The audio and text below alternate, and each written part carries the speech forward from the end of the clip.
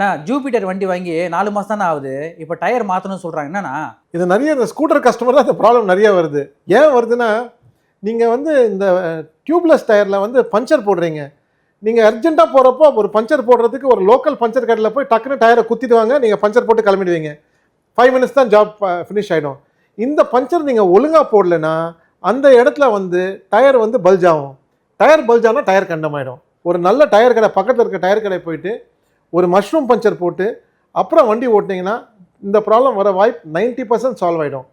மீதி வந்து டயர் எதாவது கட் ஆயிடுச்சு கண்டமாயிடுச்சுன்னா ஒன்றும் பண்ண முடியாது. ஆனால் நான் ஃபேஸ் பண்ணுற 90% கம்ப்ளைண்ட்ஸ் வந்து பஞ்சர் ஒழுங்காக போடல. இந்த பஞ்சர் போடுற வேலை கொஞ்சம் ஒரு அரை மணி நேரம் 3/4 மணி நேரம் வேலை.